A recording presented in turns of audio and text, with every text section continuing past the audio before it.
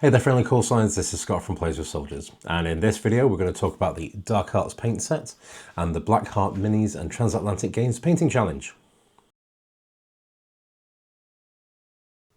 So first off, a great big thanks to Black Heart Minis and Transatlantic Games for organising the challenge.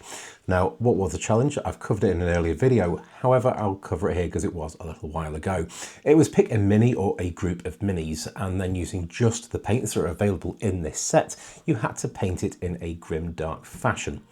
So it took a while to actually decide what it was I wanted to do. At first I was thinking about doing the 40k Nurgle Demon prints, but I just couldn't get into deciding exactly how I wanted that to look. And then I remembered that I'd just been 3D printing some minis for this game, which is Malediction from Loot Studios. Now, this is the Legion of the Fallen, which is a very like undead vampire couch type look to it. And I thought, actually, bob on look really for a Dark Arts paint set, that. So I made a selection of a few of the miniatures from out of the range and pop some paint on them. Because I thought with a vampire themed army, they were a dead cert for a paint set. So looking at the paint set itself, there are 21 acrylics, there are 3 metallics, there are 6 inks, and then also in here were 6 effect paints as well. Now, all of these paints are fully compatible with the rest of the TTC range. However, because of the challenge, I could only use what was in the box, so I haven't used any extras for these minis themselves. So mini number 1 is the Stitched Corpse. Now, I chose this model because I wanted to show off the pale skin techniques and the Vampire Thirst effect paint. So the paints I've used here are the Divination White with a very, very thinned down Betrayer Green, almost as a wash, and then using the Diabolical Green with the Betrayer Green highlights. This has been the army colour, which is going to tie all of these models together. And then the base is Mask Flesh with a Dystopian Dust dry brush. Miniature number 2 is the Disciple of Anosh Var. I chose this because I wanted to show the reds and the greens from the colour palette with the highlights and shading. The reds are Diabolo Red with the red ink wash and the Flare Red highlight. Now the boots were Aberrant Ochre originally, and I used the tobacco ink for them, but that made them much too bright yellow. So after I let that dry off, I swapped that actually for the red ink. And the skulls and the candles on the base were all painted with the Blight Cream, which is quite a good off creamy colour, and then washed with a super thinned down brown ink. Miniature number 3 is a Dead at Arms. I picked this because I wanted to show the metallic colours and also the effects paints of Desert Rust and Iron Oxide.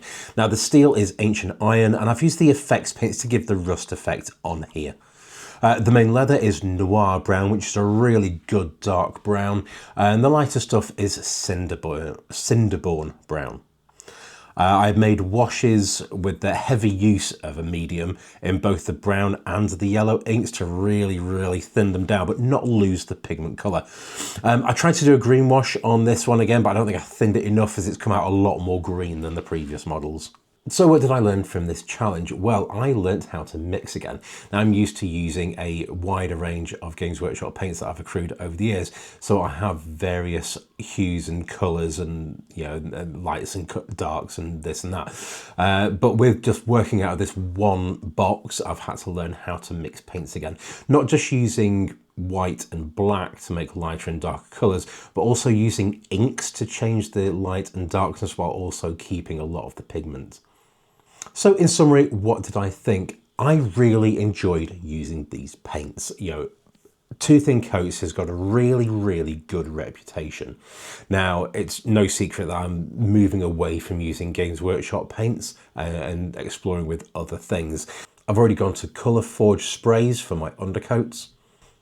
My only problem with TTC paints is that they're just not accessible for me. My friendly local game store doesn't carry them, and it's an hour drive to get to my closest shop that does. Could I mail order? Yes, I absolutely can. However, the postage is generally the same price as a pot of paint, so it doesn't make it particularly economical to order just one pot at a time. Talking about cost, Two Thins Coats paints, you're looking at, Firestorm and Elements are £3.75, £4 a pot for a 15ml dropper bottle. Games Workshop paints are about £3 for a 25ml, so slightly cheaper for slightly more, but then is the quality as good? Yeah, not. Sometimes it's comparable. Sometimes the quality of Games Workshop paints is particularly bad, and pretty much any other brand is better. So Two Thin Coats are a very high quality product and you will pay for that extra quality. But I find that their consistently and their flow rate is generally significantly better than the Games Workshop alternative. So where am I going to go from here? Well, I have got a load more of these Legion of the Fallen to paint, so I will continue to use this set because I think it's really good. I'll just start to supplement it in with one or two other colours so I don't have to mix as much. So thanks again for watching. Don't forget to like and subscribe, share, save, and all the other social media gubbins. There's going to be more posts on this paint set and the miniatures that we've done.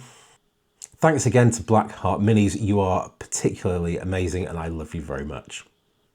But for now, it's time to get back to the paint table, get those paint pots opened, and don't forget, stay friendly.